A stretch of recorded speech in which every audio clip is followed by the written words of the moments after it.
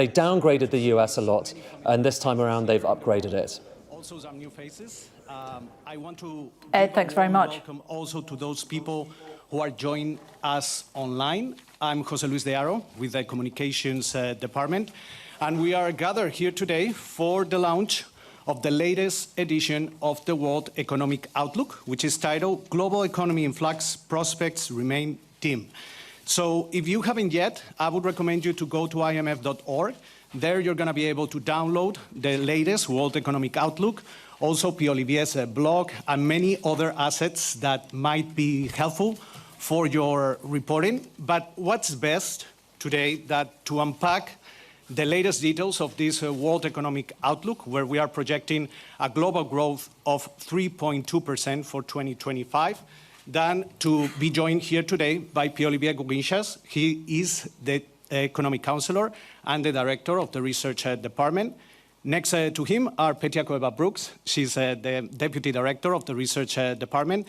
And last but not least, we have Deniz Igan. She's division chief, also with the research department.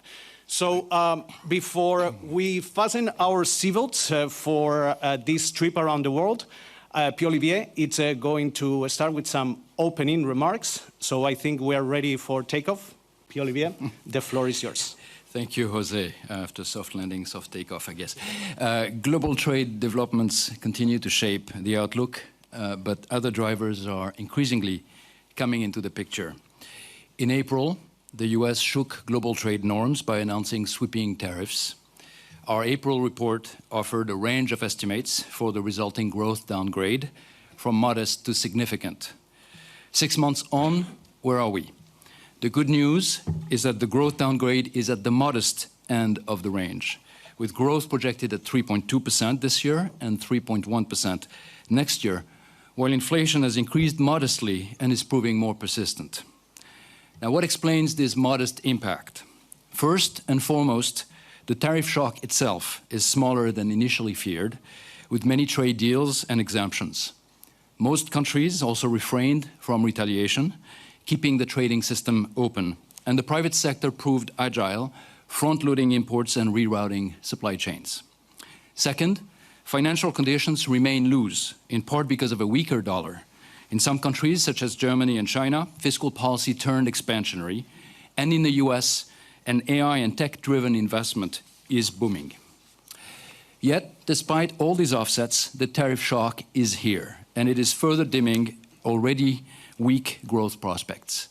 This is clear even in the US. Growth is revised down from last year, the labor market is weakening, and inflation has been revised up and is persistently above target, signs that the economy has been hit by a negative supply shock. Where do we go from here? The outlook remains fragile and very sensitive to news on the trade front, as I'm sure all of us have noted. Flaring up trade tensions with the potential for supply chain disruptions could quickly lower global output by as much as 0.3 percentage point, as we explore in our downside scenario. Besides trade tensions, I want to quickly flag 4 other downside risks. First, there are echoes in the current tech investment surge of the dot-com boom of the late 1990s. It was the internet then, it is AI now. We're seeing surging valuations, booming investment, and strong consumption on the back of solid capital gains. The risk is that with stronger investment and consumption, a tighter monetary policy will be needed to contain price pressures. This is what happened in the late 1990s. There is also the flip side of the boom. Markets could reprice sharply. This would reduce wealth, consumption, and investment, lower activity, and could spill over to broader financial conditions. Second, there are continued concerns about China's growth model. The bubble in the property sector remains a source of weakness. Growth in recent years has come from exports, but it is increasingly hard to see how this could be sustained, and the economy remains uncomfortably close to a debt deflation trap. The pivot towards investment in strategic sectors, such as electric vehicles or solar panels, through the use of large-scale subsidies, has delivered significant gains in these sectors. But it may also have contributed to a broader misallocation of resources, as indicated by the lack of aggregate productivity gains. Our work highlights that industrial policy can indeed boost production in targeted sectors and sometimes productivity but it brings significant fiscal and hidden costs and potential negative spillovers. Third, in too many countries, insufficient progress has been made to rebuild fiscal space. The situation remains precarious with lower growth, higher real interest rates, elevated debt levels, and new spending needs such as defense, economic security, or climate adaptation. Low-income countries are even more vulnerable as they face the prospect of reduced aid flows from richer countries. The lack of growth prospects could morph into social unrest, particularly among unemployed youth. Fourth, as fiscal constraints become more binding, we are seeing rising pressures on central banks. Calls to ease monetary policy, whether to support activity or reduce government debt service at the expense of price stability, always backfires. Trust in central banks helps anchor inflation expectations, and this credibility needs to be protected. As trust erodes, inflation and inflation expectations always rise, macroeconomic stability deteriorates, and everyone loses out. This is a lesson that countries, advanced and emerging alike, have learned the hard way. Let's not forget it.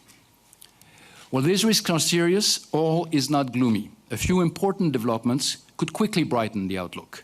First and foremost, resolving policy uncertainty with clearer bilateral and multilateral trade agreements and lower tariffs can help boost output in the near term. Second, AI has the potential to increase productivity. Many of us are already using it, and we can attest to its benefits. Improved domestic policies will also go a long way to help improve resilience, reduce macroeconomic risks, and help resolve global imbalances. Restoring fiscal space where needed, improving the efficiency of public spending, ensuring independent, transparent, and tailored monetary policy, and above all, adopting government policies that invest in the future and empower private entrepreneurs to innovate and thrive. Thank you.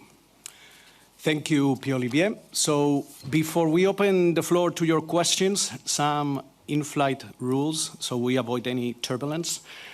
First of all, if you want to ask a question, raise your hand, wait until we call on you. If we do, identify yourself and the outlet that you represent. We are trying to cover every region. We are not going to be able to cover the 191 countries, but we will do our best. Second, we are here to discuss the World Economic Outlook. So questions regarding specific country programs or institutional issues are not for this forum. There's going to be plenty of opportunities later in this week with the regional press briefings and also with the press briefing from the managing director. And last but not least, we are also going to be taking questions from WebEx and from our press center. So I think we have reached cruise altitude, so let's see. I'm going to go second row there, please.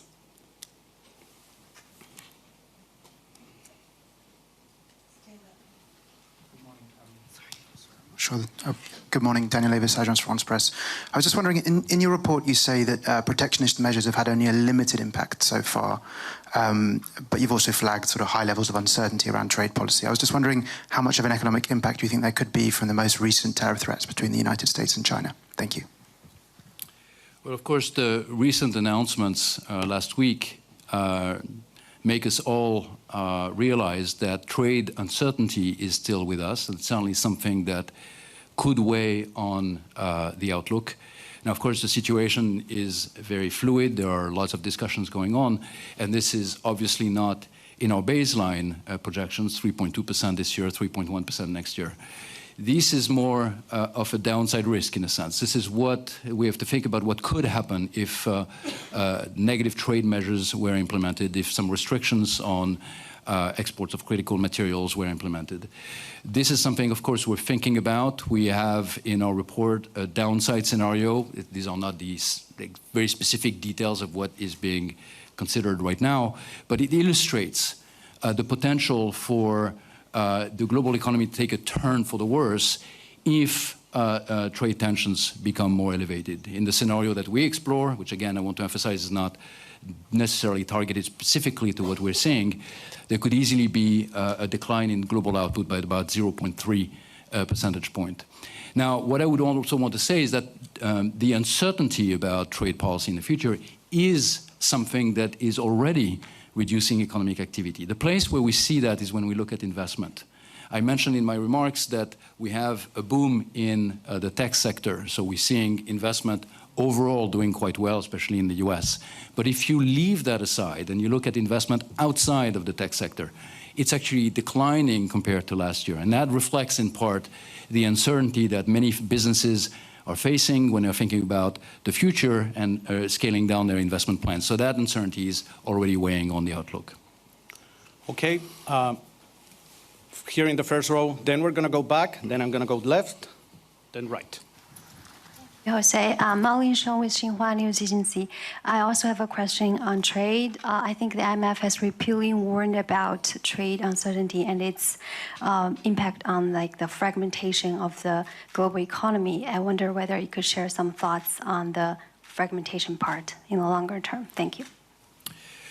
Well, certainly I've been concerned about geoeconomic fragmentation for a long time. We're seeing elevated trade tensions. We're seeing a number of industrial policy measures that are designed to protect or promote certain industries in certain countries. And we're seeing a reorientation of trade flows already.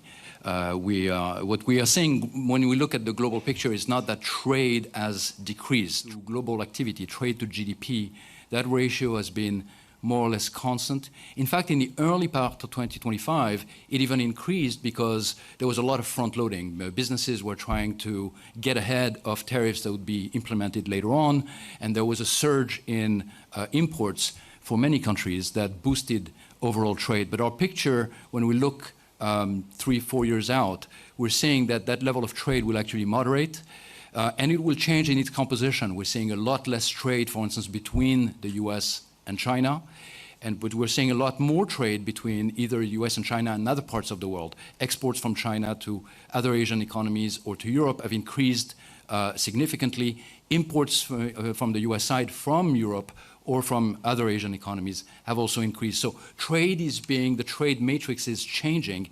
It's adapting to these tensions.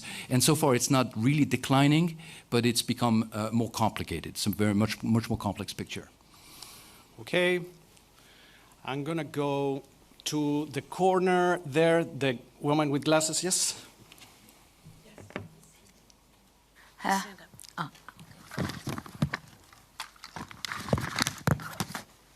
Hello, my name is Samar Said. I'm a journalist from Happy Newspaper. It's one of the leading economic daily newspaper in Egypt. I have one question. When will the IMF have its fifth and sixth reviews for the Egyptian economic reform program? And also how the IMF views the ongoing government's efforts to empower the private sector and implement the divestment program? Thank you. And before we answer, there's another question on Egypt on WebEx. So please, Doha, come in. Hello, everyone. Good morning. Good morning. Thank you for taking my questions. I have a couple of questions. My first is on Egypt. What are the key drivers behind upgrading the growth for the GDP growth for the country and for inflation? And my second question is with a global angle. What are the expectations for the fuel prices and trade flows, especially amid the latest updates on the geopolitical front, globally and regionally? Thank you so much. Thank you very much.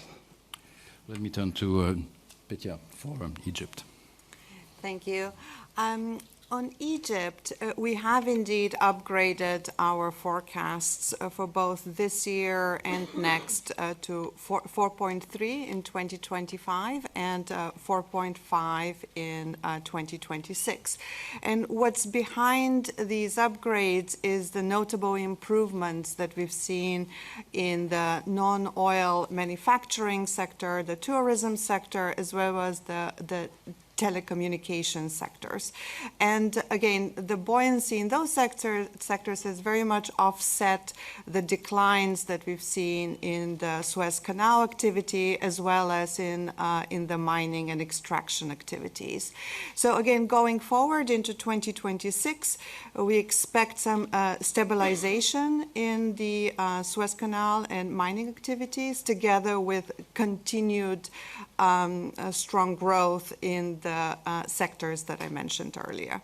Now, when it comes to inflation, we are expecting it to decline further over the forecast period, and one favorable development has been the fact that in August, inflation hit a 40-month low, and that was very much due to the to the tight monetary and fiscal policies, as well as the easing of FX shortages, in addition to the waning effects of the depreciation. Let me stop here. Okay, and I just want to remind everybody that there's going to be regional press briefings later this week, so you can tackle a little bit more Egypt in detail when those regional press briefings happen. I'm going to move to this side of the room, so I'm going to go with the gentleman, the one with the light jacket. Thank you. Good morning. Thierry Augier from Latin Finance, the Latin View. You have not spoken about the dollar issue. If you can tell me something about this. You mentioned central bank related issues, the dollar weakening, what will be the impact on interest rates, monetary policy, and maybe cheaper capital, cheaper fundraising on emerging markets and Latin America, please. Yeah, so on the dollar, what we've seen this year is a weakening of the dollar in the first part of the year. In April, May, I mean starting in January, but in January until May, the dollar weakened significantly, about 10-12% or so against other currencies, most other currencies, with maybe the exception of the Chinese RMB. And that easing of weakening of the dollar is something that helps financial conditions in many emerging market economies, especially countries that have dollar-denominated debt. Whenever the dollar becomes weaker, the debt burden is slightly alleviated. And so that has contributed to improving financial conditions in those countries. The depreciation of the dollar also helps a number of these countries on the inflation front, because a lot of goods are invoiced in US dollars, and so when the price in dollar remains constant, but the dollar itself is weaker, that means that import prices are not rising as much in some of these countries. So these has contributed to some of the resilience we've seen in emerging market economies. So now going forward, what we're seeing in many countries now is many countries are facing different conditions in terms of monetary environment. Some countries still have some inflation pressure, are not fully back at inflation targets. Other regions are back at inflation targets. So we see a lot of differentiation in terms of the monetary policy stance that is very appropriate, and the reliance on letting the exchange rate adjust for this difference in monetary policy stance. That's another lesson that we see when we look at the data. A lot of emerging market economies in particular, including in Latin America, but elsewhere as well, have become more comfortable letting currencies adjust when it's needed, so that they can set their monetary dials for their domestic inflation circumstances. Okay. The woman in the first row.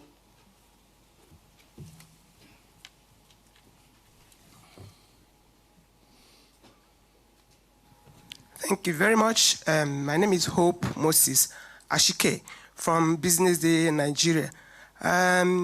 You projected Nigeria's growth to grow to 3.4% in 2025, few months ago. I want to know if there's been any change to that forecast, and what are the drivers of that forecast. Thank you. Well, indeed, the growth rate in Nigeria has been increased to, I believe, 3.9%. But let me turn it over to Deniz to provide some more texture. Sure, thank you. Yeah, as Pierre-Olivier said, for 2025, we revised upward the growth rate for Nigeria to 3.9, so this is 0.5 percentage point higher than what we had before. And we have also upgraded the 2026 growth projection by 0.9 percentage point to 4.2. And actually, going back, to 2024 number itself has also been revised upwards, and it's now 4.1. This is 0.7 percentage point higher. The reason for the 2024 GDP growth number being higher is because of the authorities' GDP revision and rebasing, which provides a broader coverage of activity in the economy, including some informal activities are now covered there.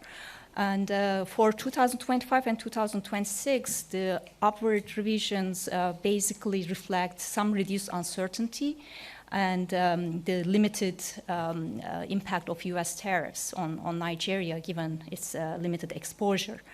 And since July, we also had the exchange rate appreciating, financial conditions strengthening with the increase in investor confidence. And on top of that, we also have fiscal stance remaining supportive, and hydrocarbon growth was also revised up with higher oil production under improved security. All those factors ultimately culminated in the upward revisions. I'm going to go to a gentleman with the white shirt and a jacket there. Here. BBC. Hi, Pierre-Olivier. Are you saying that this tech bubble is about to burst? Is that what you're saying? And just quickly on the UK, how do you assess the resilience of the UK economy? I mean, you slightly upgraded the UK this year, but inflation seems pretty high on your forecast. Okay, before we answer if the bubble is bursting or not, any other questions on the UK in the room? Okay, so we're going to go to Shu, then we're going to go to the gentleman in the back. Are these questions related to the UK? This is only on the UK, okay? Hi, Telegraph. You talk in the report about the link between fiscal vulnerabilities and financial market fragilities and the prospect of investors losing faith with countries in countries with high debt. Is the UK in that camp? And Sue, if you want to pass the microphone to... Thanks. And David Milliken from Reuters. You're forecasting that sort of this year and next sort of Britain will have the highest inflation in the G7. Do you think that Britain has some kind of sort of inflation problem, and how confident are you that these are all definitely temporary factors pushing up UK inflation? Okay, I think we're ready to answer. I will start with the easy question, the bubble. So obviously, no one can know for sure. What we are seeing is very robust investment in that sector, both from the companies that are directly developing models of artificial intelligence, the hyperscalers, but also a lot of investment from companies that are adopting, a lot of software investment. This is being adopted very broadly. And that certainly is contributing to the growth performance in the US right now. It's sustaining activity. The valuations that you see in the stock market reflects the projections about profits in the future, of course, and they are fairly elevated, so we see valuations are quite stretched. They might turn out to be right, who knows, but they are quite elevated, and they are feeding into strong consumption, because people see their portfolio being doing pretty well. And so all of that is adding to demand pressures, if you want. Now, whether this will be followed by a market correction, I don't think anyone can tell for sure, but we have to be, and part of our job is to be looking out for potential risks, and it's certainly one of the risks. Now, on the UK, so the UK is both maybe the highest inflation in the G7, but also above average growth in the G7. So it's actually doing something right in terms of growth, at least. So we have UK growth at 1.3% this year, and next it's slightly revised up this year, it's slightly revised down next year. And inflation is indeed being revised up as well. We have 3.4% inflation in the UK for this year, expected to decrease to 2.5%. So let me start with the inflation and then maybe end on the debt. So on the inflation, our analysis is that a lot of the drivers of the inflation numbers, which have been pushing up, I mean, inflation was 2.5 in 2024 and is now 3.4, so it looks like it's moving in the wrong direction. But a number of the factors behind this are what we see as temporary factors. There's been an increase in what we call regulated prices, the price of transportation, the price of water, and some earlier declines in some components of the basket, like energy prices, are sort of moving out of the window over which we calculate the inflation rate. And so you see some normalization coming from that. So we expect that this will moderate going forward. But there are risks, and we see some upside risk. Where are the risks coming from? Well, there is some increase in labor costs.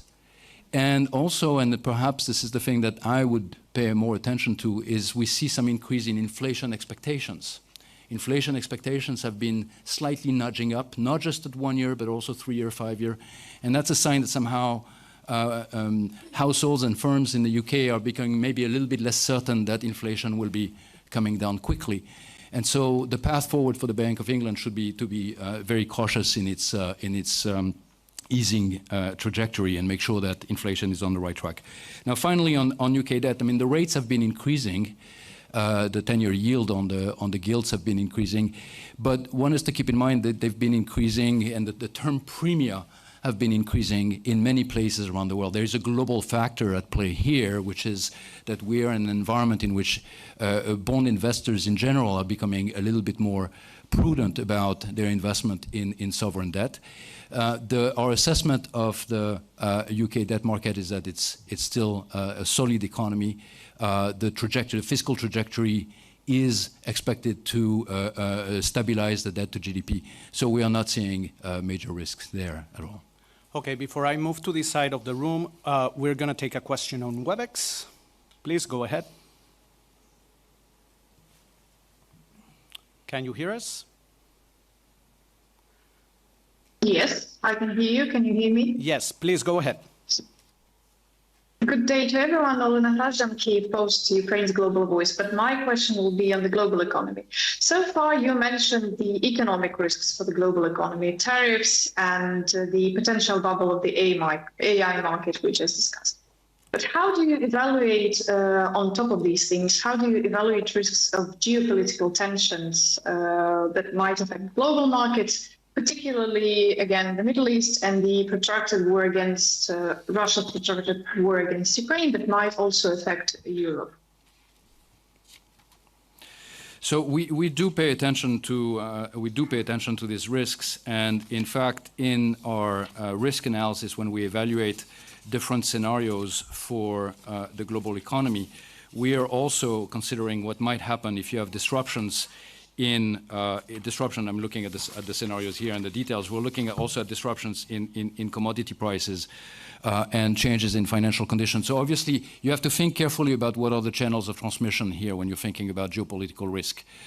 We have geopolitical risk already with us, and the question is, where might they manifest themselves? So if they manifest themselves in a way that leads to disruption in energy markets in particular, then that could lead to an adverse effect on the global economy. If you imagine that you have disruption in oil markets, for instance, which we have seen in the past, or if you think about energy markets more broadly. If you have other types of tensions, I think then the issues might be a little bit more complex to analyze. You might have to think about what is the impact on growth rates, what is the impact on, you have to think about the spillovers. You know, for instance, if I were to think about the spillovers from what is happening in Ukraine specifically, you would want to think not just about the impact on uncertainty it creates in other countries, there are impact on in terms of labor migration. So you want to factor all of these different layers to come up with an assessment. So I think there isn't a generic answer. That's my answer is that there is not a single answer, and one has to look at the specific details. But one of the things we've looked at in the past in some of our risk scenarios is precisely to think about an escalation of geopolitical tension that would affect energy markets and energy prices. As promised, I'm going to this side of the room. I'm going to take the lady here. Hello, good morning. This is Noor Amashi from Asharq with Bloomberg from the Middle East. So the WEU has, over the past 2 years, highlighted geopolitical tensions, particularly the Russian-Ukrainian war, which our colleague just referred to, and the war in Gaza as a main risk factor and concern for growth globally and regionally in the MENA region. Now that the peace deal has been signed yesterday in Sharm el-Sheikh in Egypt, will this prompt the IMF to revisit the outlook for the region? I know Petya just highlighted the outlook for Egypt and how this has been raised, but I mean, would this prompt the IMF to revisit those numbers now that the peace deal has been signed, especially that we are looking forward for huge reconstruction plans for what lays ahead of that war?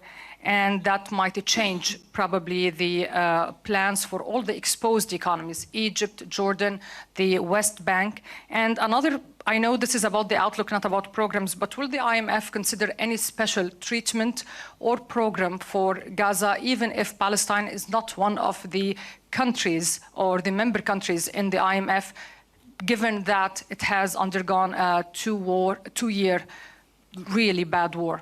Thank you. Okay, on that last part of the question, that is for the regional press briefing. The first part of the question.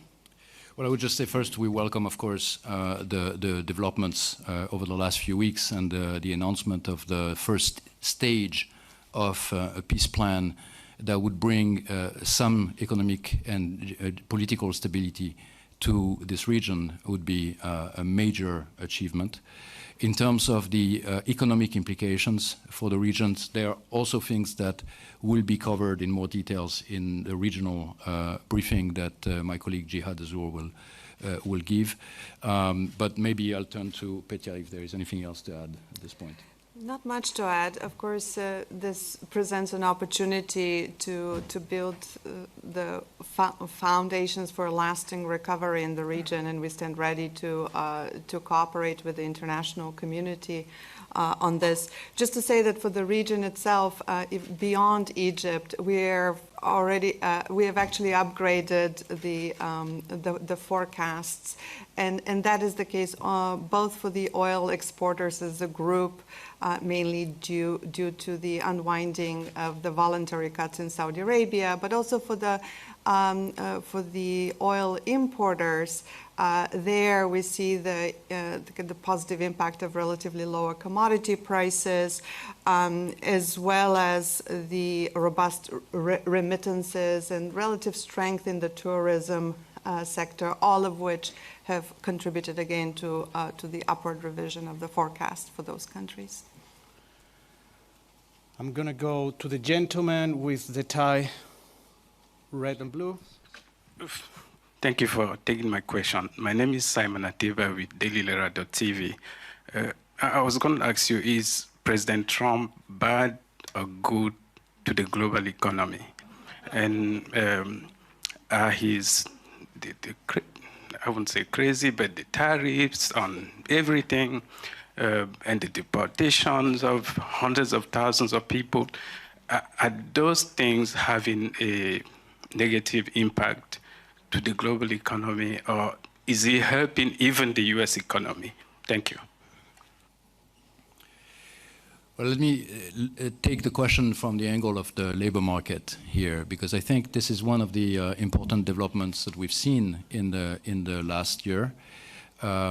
We've seen a sharp decrease in payroll growth in the US, from upwards of 100,000 a month to less than 50,000 a month. And of course, a situation like that in the past would have been associated with a very marked deterioration of the labor market. We haven't seen that this time around. The unemployment rate has increased very modestly. And of course, what's been happening is on the other side of the labor markets, on labor supply. So we've seen a very sharp reduction in the share of foreign-born workers in the labor force in the US that have, removed themselves from the labor market. And that, of course, is something that is weighing down. You can think of this as another negative supply shock on top of the tariff shock. What is a reduction in labor supply does, it's creating tightness in the labor market. It's adding pressures in the labor market, it's potentially adding costs, it's reducing output, so it's potentially both reducing output and increasing inflation. So that reduction in the foreign-born share of the workers in the labor supply is something that goes in the same direction as the tariff shock and certainly weighing on economic activity in the US. Now, there are other forces pushing in the other direction. We mentioned the AI investment surge. There is a fiscal policy that is becoming quite stimulative. The consumption has been fairly robust. So overall growth in the US has remained fairly good. It's slowed down from 2024, but it's still about 2% in our estimate for 2025. But the place where you can see that reduction in the labor supply is if you look forward and you think about what is the potential growth for the US. And that estimate, of course, is very imprecise, but our estimate of potential growth in the US has been revised down as well, and that's reflecting that lower contribution from a foreign labor force that was quite significant in previous years, and we're not foreseeing that it will continue to contribute. Now, the other side of this is what does it do to the rest of the world? Well, obviously, if you have slower growth in the US, per se, it's not a good thing for the rest of the world. There are spillovers that are coming from when an economy like the US is growing strongly, then it generates demand for other parts of the world as well. So something that is contributing to a slowdown in US growth is, in general, not something that is going to be good for the rest of us. Okay, I'm going to go to the gentleman with glasses here in the middle. Yeah.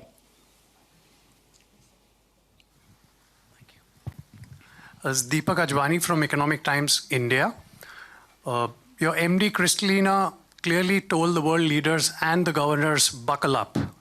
Can we understand three things that IMF would want to tell the governors as well as the ministers across the world? How do they buckle up? Well, I think what our managing director is referring to is the fact that we are in an environment, we've been living for the last 5-7 years, in an environment in which we are hit, the global economy is hit by fairly sizable shocks.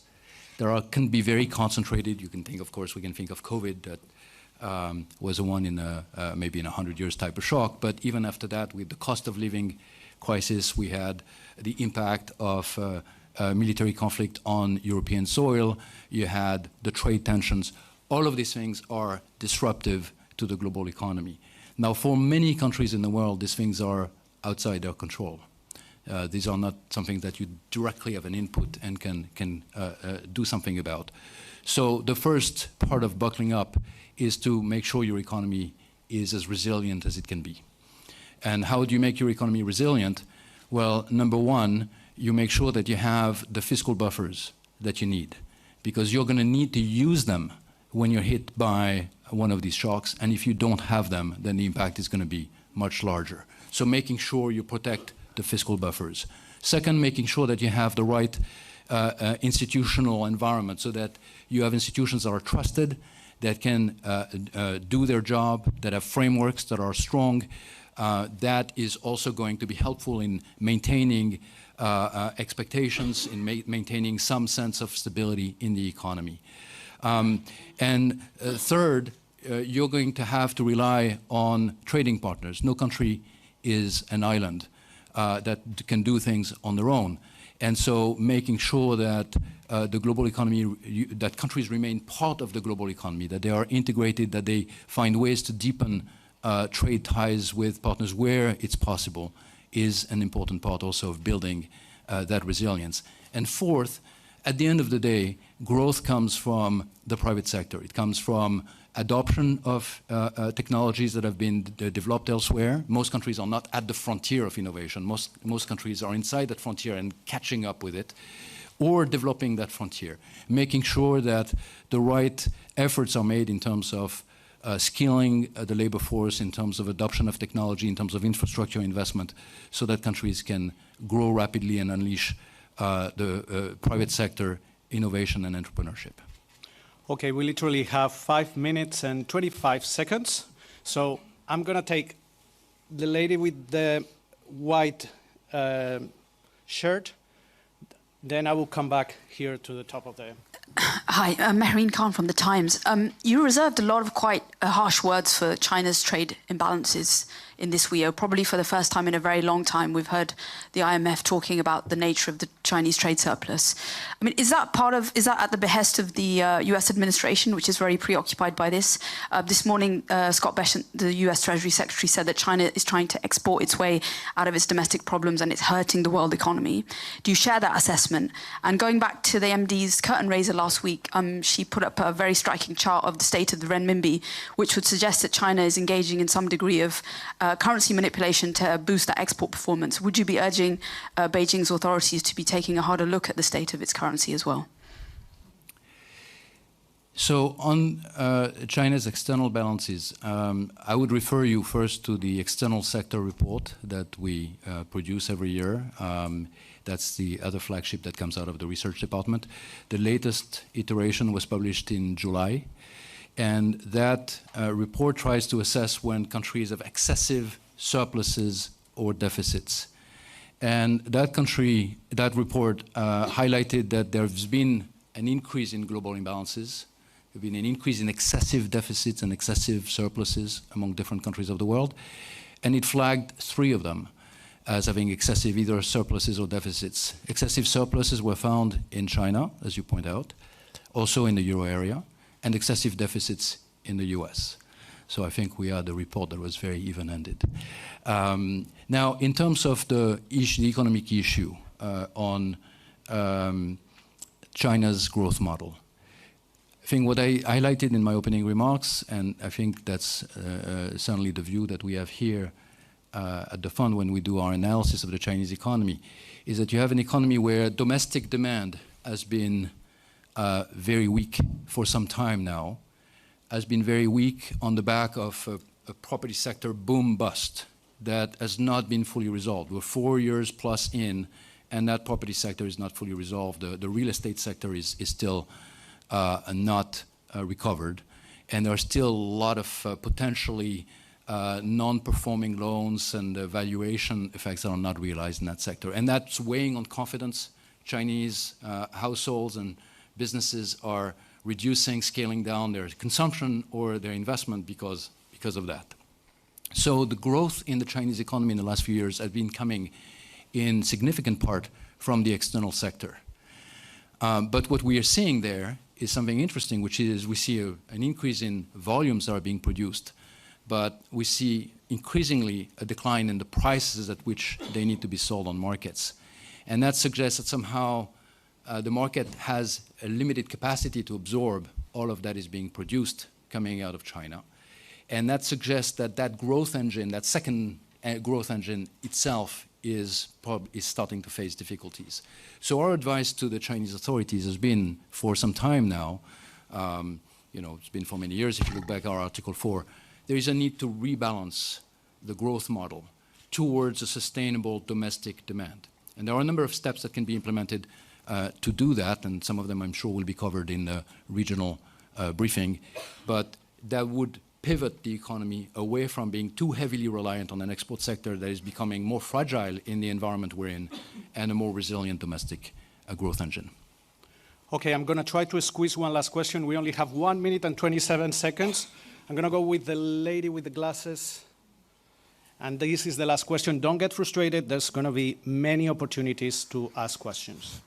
Hi, good morning. Camille Shikoya with the Africa Bazaar magazine. Could you provide updates on Africa? And I know a lot of the news this morning has been sort of gloomy. Could you give us any highlights, spots on the continent that are doing great? Thank you. Let me turn this to Deniz. Okay, I'll give you an answer in 50 seconds, but as Jose said, I'm sure our African department colleagues will be happy to elaborate further on that. So for sub-Saharan Africa, we had growth upgraded, actually. Growth projections for 2025 are up by 0.2 percentage point, and same goes for growth in 2026. So we have 4.1 projected this year and 4.4 next year. And this resilience of the region has been supported by macroeconomic stabilization as well as reform efforts that's been going on, including in key economies such as Ethiopia and Nigeria. That doesn't mean that there are no vulnerabilities and there are no challenges, especially the resource-intensive and conflict-affected countries are facing significant headwinds. And based on our medium-term outlook, also, we do see certain challenges coming, and we do believe that the low-income economies, including in sub-Saharan Africa, are facing challenges in terms of the per capita income gap with their advanced economy peers widening as we go. And the thing to do in such an environment is going to be turning a little bit inside, as Pierre-Olivier was saying, strengthening institutions, further doubling down on the reform efforts, including revenue mobilization through tax reforms, and strengthen debt management, including debt transparency and governance, and doing other structural reforms that could unlock the potential of the region. Let me stop there. Okay, I think that we did achieve a soft landing. So, as I said, there will be a lot of opportunities to keep asking questions during the week. And on behalf of Pierre-Olivier, Petya, Deniz, the Research Department, and the Communications Department, we thank you all for attending this press briefing. A couple of reminders. The next press briefing is going to happen in this exact same room for the Global Financial Stability Report. Tomorrow we have the Fiscal Monitor, and later on the week we have the press briefing from the Managing Director and all those regional press briefings we've been mentioning during this press conference. So thank you. Any comments, feedbacks, media@imf.org. Thank you very much. Thank you.